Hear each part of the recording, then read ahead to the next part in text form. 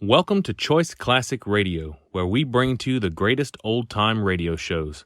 Like us on Facebook, subscribe to us on YouTube, and thank you for donating at choiceclassicradio.com. Roma Wines, R-O-M-A, made in California for enjoyment throughout the world. Roma Wines present Suspense.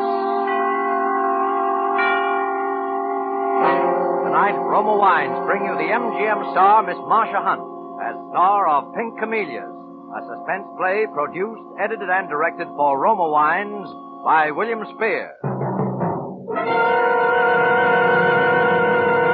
Suspense, radio's outstanding theater of thrills, is presented for your enjoyment by Roma Wines. That's R-O-M-A, Roma Wines. Those excellent California wines that can add so much pleasantness to the way you live, to your happiness in entertaining guests, to your enjoyment of everyday meals. Yes, right now a glassful would be very pleasant, as Roma Wines bring you Miss Marcia Hunt as Martha in Pink Camellias, a remarkable tale of suspense. It's not often a woman can look back and see the events of her life like tiny, confused pieces of a jigsaw puzzle, meeting finally and neatly to form one picture. I can do that tonight. I can see so clearly, and I must make you see, too. If only I have time, if only I have enough moments left. The years I spent with Aunt Abby were long and dull. She was an invalid. Her heart was bad, so she lay in her bed day after day, making the most of it, ordering and complaining. Well, I was an orphan, helpless, so what could I do? Aunt Abby took me in, and I worked for my keep. Worked hard. It was I who kept the house running. I who went into the village 2 miles away to buy the cakes and candy she grew fat on. It was I who sat by her bed and read the sickening love stories to her. I bore the brunt of her frenzy at being old and ill and unwanted by men, and it made her happy to see me grow more afraid and less attractive. Then, about a year ago, one afternoon when we were having tea... Martha, these aren't the cakes I like. Really, you are stupid.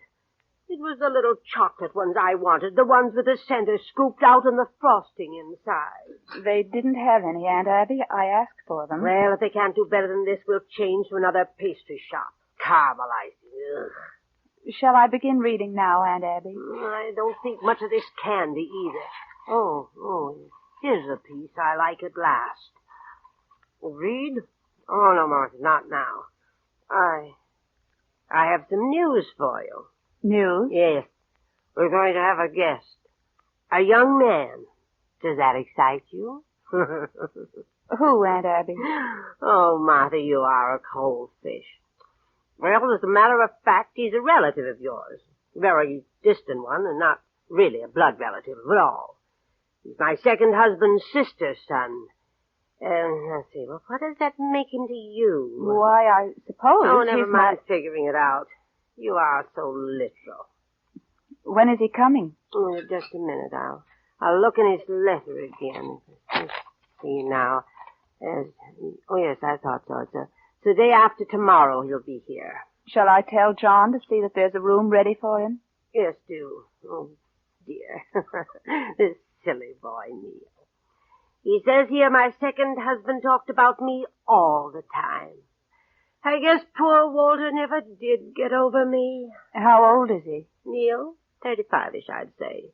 He was about 20 the last time I saw him. Too handsome to believe. But don't you go getting ideas about him, miss. Whether he's handsome or not, I don't want you making a fool of yourself. Anyway, Martha, you're just not the type of woman he'd look at twice.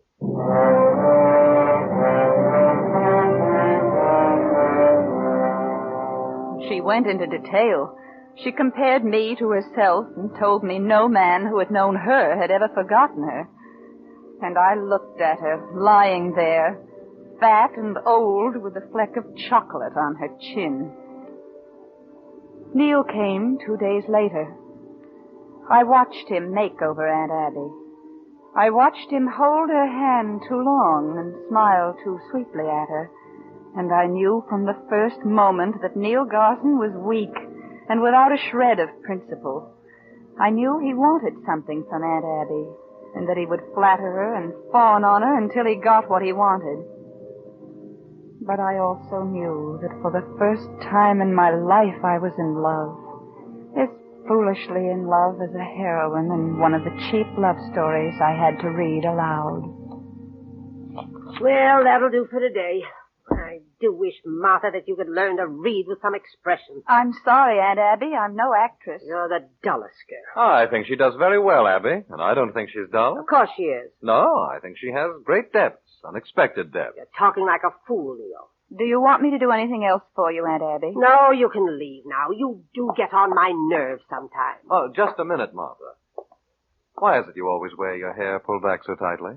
My hair? It looked wonderful falling to your shoulders. It's a beautiful shade of red, you know. Like her mother's, isn't it, Abby? Neil. My mother? How do you know anything about my mother? Why, even I Abby never... told me about her. Showed me a picture, too. But, Aunt Abby, you never showed me a picture of her. Where is it? Back in the trunk where it belongs. Now, Neil, my dear, would you please leave us alone? I have something to discuss with Martha. But please, Oh, I'd like to certainly, see Abby. it. I've never seen... Now, Missy, I have something to tell you that I don't expect you to like. Yes? You know that Neil is a writer. No, I didn't know. His things are very artistic. He's read some to me. Oh, but of course, it's hard to make a living when you write things that most people are too stupid to appreciate.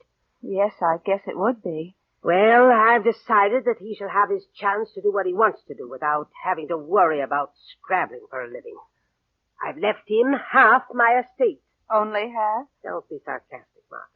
There'll be plenty for you. Of course there will. I don't need much. I'd have no way to spend a great deal of money. I do believe you mean it. But you're right. You'll just go along the same way after I've gone. You'll certainly never marry. No. No, I won't marry.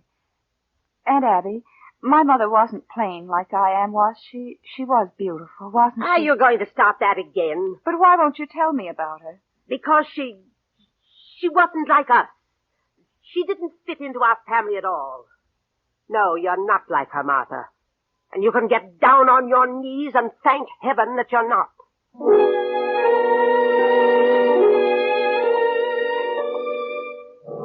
It was after dinner that night. Neil asked me for the first time to walk in the garden with him.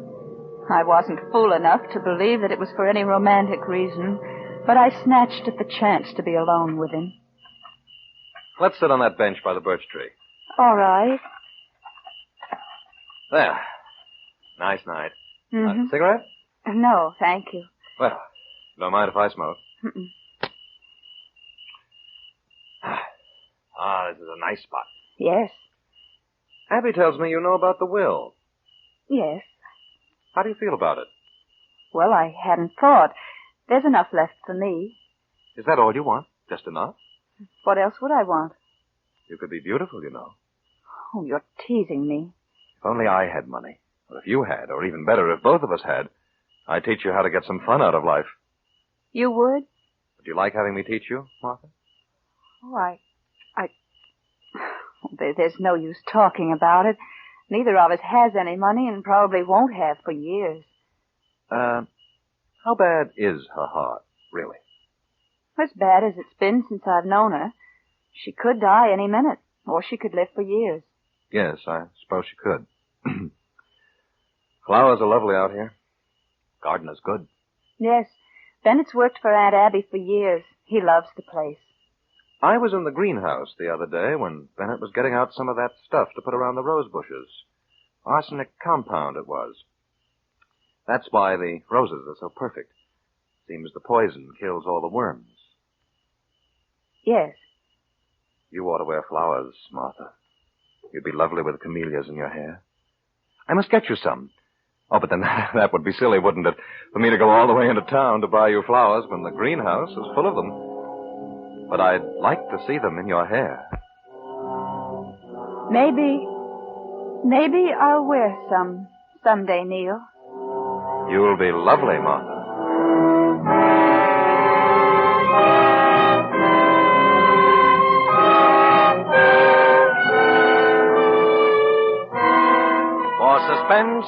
Roma Wines are bringing you as star Marcia Hunt in Pink Camellias by Charmian McGurk. Roma Wines' presentation tonight in radio's outstanding theater of thrills, Suspense.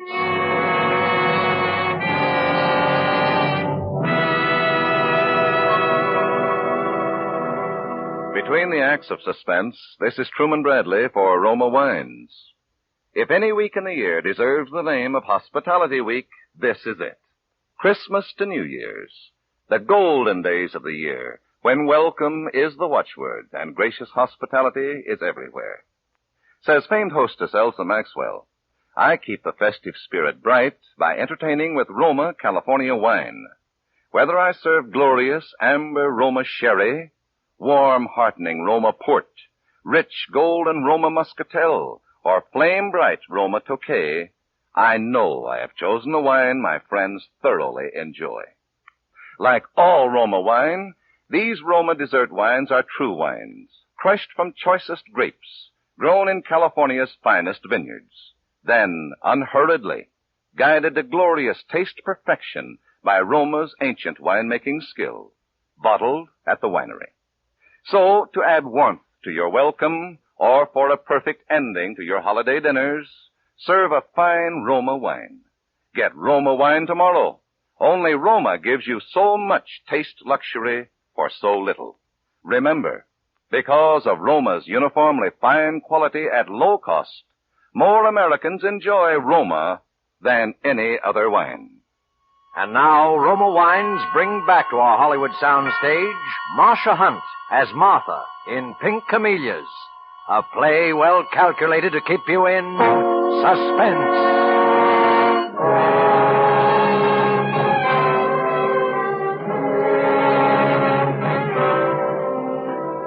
I've never felt so alive as I was planning my first murder. Neil noticed the change in me, the new confidence in myself. He was fascinated. He was afraid of me, and yet he had to be with me. He was weak, Neil was. He was too weak to do his own murder. But I was strong enough. About time you showed up. Sent for you a half hour ago. What did you want, Aunt Abby? For heaven's sake, take these roses and put them over on the other table. Oh, that's better. They were smothering me. Bennett brought them in this morning. Really, we must get rid of him. He's so old, he depresses me. I hinted to him this morning that it was time for him to go, but you'd better make it definite at the end of the month. I like young people around me. All right, Aunt Abby. And if it's not too much trouble, miss, I wish you'd go into town this morning and get me some of my little cakes. I intended to. Well, I'm surprised to hear it. You've been mooning around here lately like a lovesick calf, never doing anything for me. Yes, Aunt Abby. Any funny business and you can get out and get a job or you'll really have to work. I've made things too easy for you. Yes, Aunt Abby. And when you go into town, try to get the cakes I like for once. Oh, yes. I'll be very careful to get them, Aunt Abby. The little chocolate ones with the icing in the center.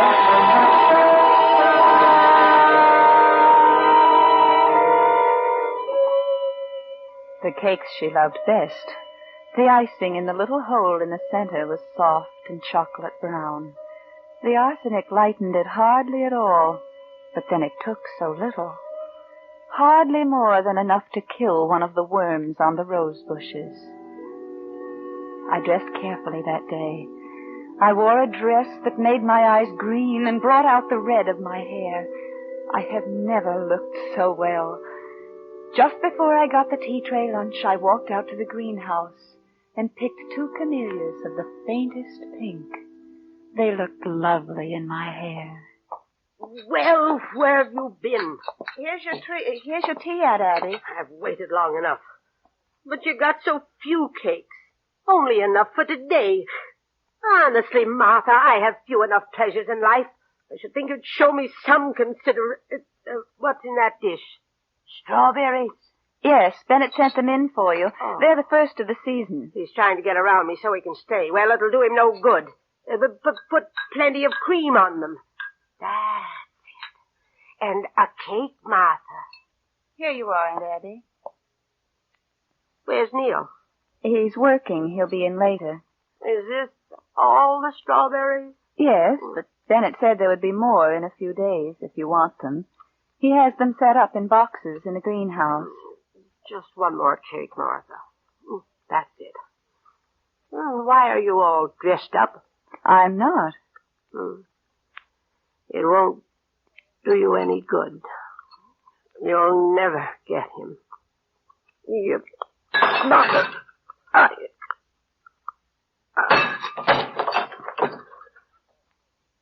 You see, Aunt Abby, you didn't run out of your cakes. There were plenty there. All you'll ever want.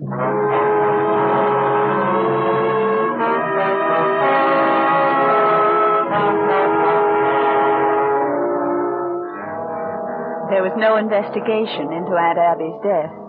It was surprising, the doctor said, that she hadn't been carried off by a heart attack before. There were no surprises in the will. She had left small bequests to the servants and the rest of the estate to be divided between Neil and me. Very soon now we'd have our money. And I'd have Neil. I had a hold over him now, for the knowledge of murder shared is as strong a bond as love. For a while, Neil was in the best of spirits. But gradually, as we waited for the money, he changed. A few more days in this house and I'll go off my head.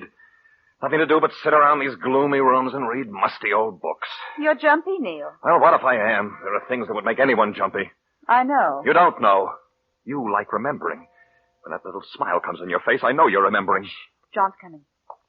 What do you want, John? I brought tea, sir. Well, put it down here. Beg pardon, Miss Martha. Yes, John. I thought I'd better speak to you about Bennett. Bennett? What about him, John? Well, he hasn't been himself, you might say, since your aunt died. I don't know the last time I saw him eat a mouthful of food. He just sits and stares into space. And today's down on his back. Really sick? Half-starved, I'd say, miss. And brooding about something. Brooding? I don't know what about, miss. He doesn't talk. Oh, I'll call the doctor. And I'll go out and see him myself. Thank you, John. Yes, miss. I'll tell him you're coming. Bennett knows. Shh. Don't be a fool. Of course he doesn't know. No one saw me in the greenhouse. He knows, I tell you. I'll go and talk to him. Maybe I'll take him some hot soup. You're kind, Martha. You're so kind. But he won't drink your soup. He knows.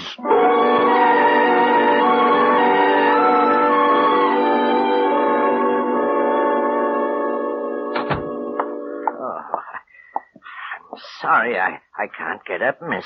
It was good of you to come. The doctor will be in to see you tomorrow, Bennett. But can't I do something for you now? Is there something you'd like to eat? No, thank you, miss. No, thank you. Is something bothering you, Bennett? Would you like to tell me about it? Your aunt was going to let me go.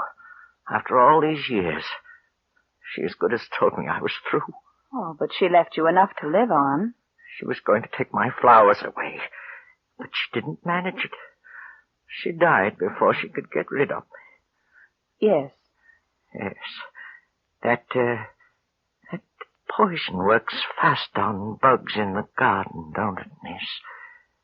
Yes, it does. Did it work fast on her too, miss? Bennett. It just came to me all at once. The stuff was out in plain sight there. Bennett, you can take care of the flowers for as long as you live. I won't sell the house. I am too tired, Miss Martha. But I feel better for talking to you. You and I are the only ones that know. Oh, your aunt was a mean woman, miss. I didn't care much for her. She never paid any attention to how pretty the flowers was. The only time she was ever nice to me was when I took her something I'd grown for her to eat. Oh, don't feel bad about her, miss. Her and the bugs. They should have been killed.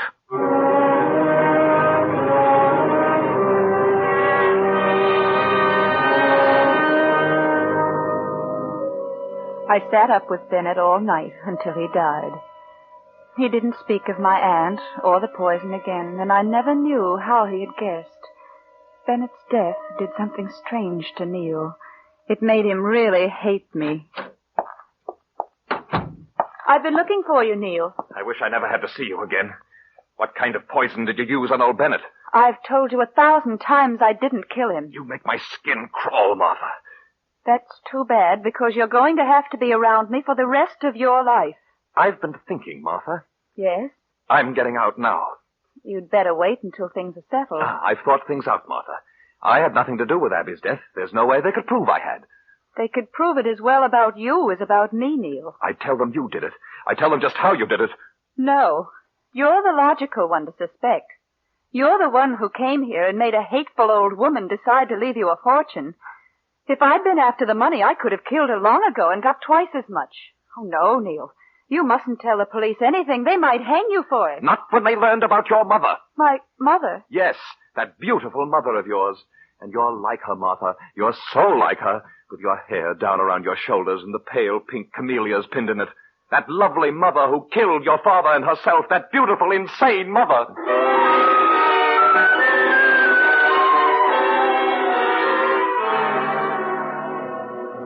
Even in the first moment of shock, I knew it was true. Neil wasn't lying. That was why I had never been told about my mother. That was why murder had seemed so right and easy for me to do. Neil thought now he was the leader once again. I let him think it. I pulled my hair tight at the back of my head and shrank back into the colorless woman who couldn't possibly be a threat. Say, Martha. Yes? Come in here a moment, will you? What is it, Neil? I wish you'd ask around and find a good doctor for me to see. I'm having trouble with my eyes.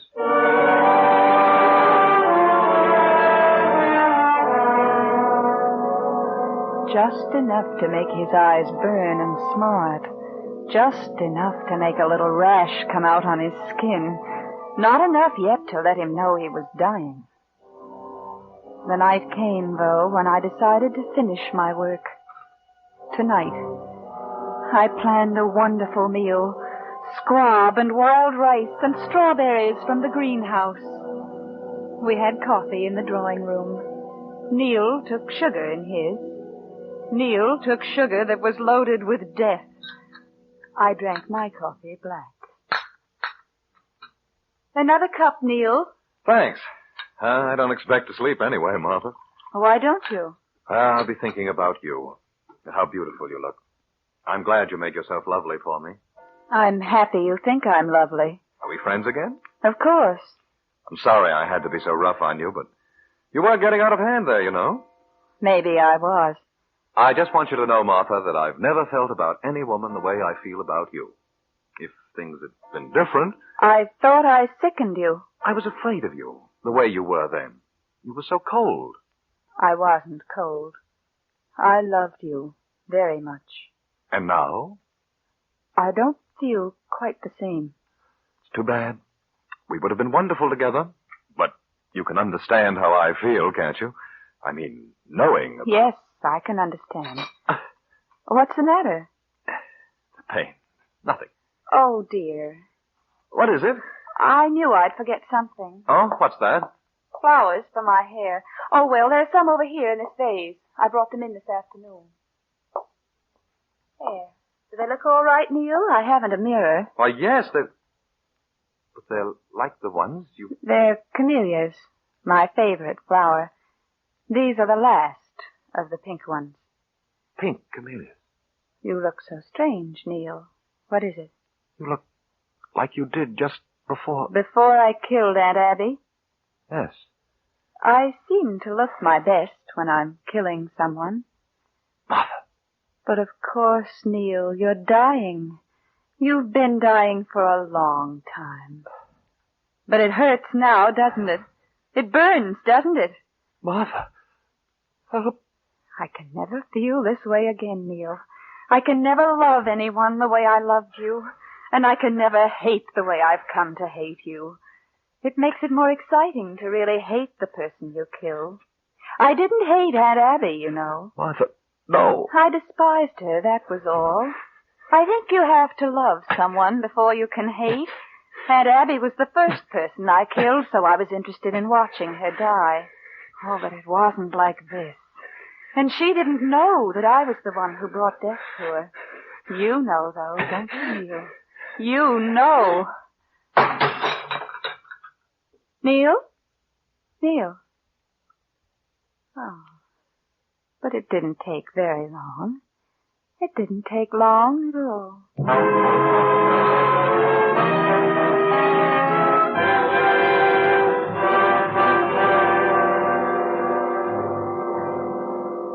I finished eating my strawberries, then I left him, crumpled there in the drawing room. John would find him and call the police. But it was while I was walking up the stairs to my room that I knew I wouldn't be able to tell them how I had worked things out. I had intended to be here to tell them. I thought I would have years of life in a quiet little room where I could remember everything. They don't execute the insane, you know. But as I was walking up the stairs, I knew I wouldn't have years. I knew I only had a little time.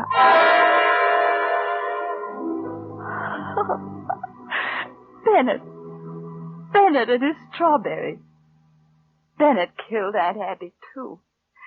Just the way I would have done it myself.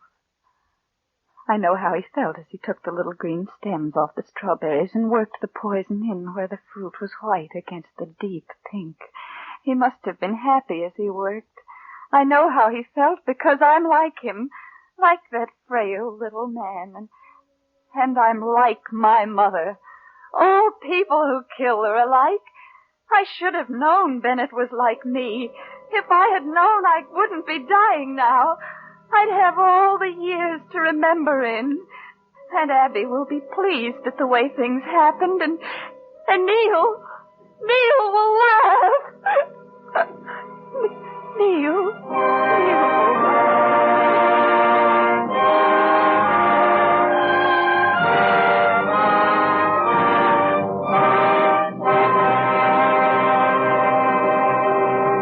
Suspense.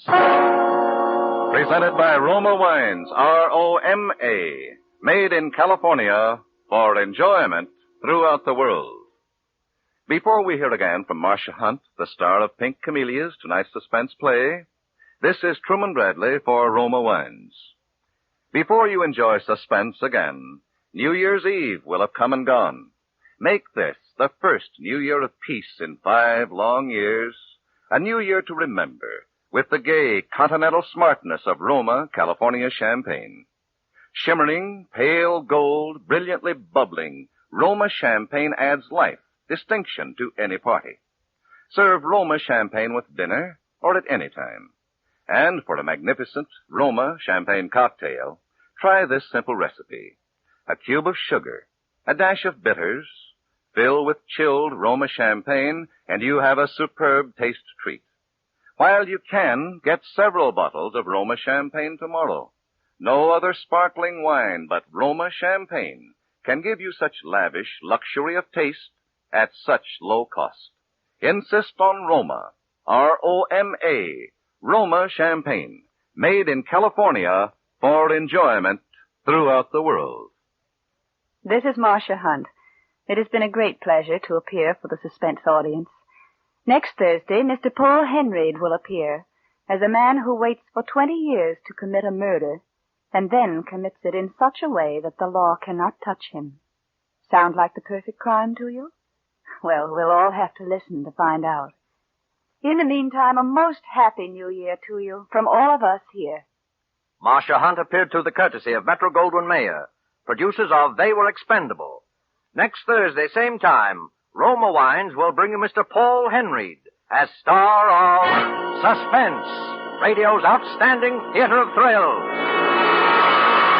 Produced by William Spear for the Roma Wine Company of Fresno, California.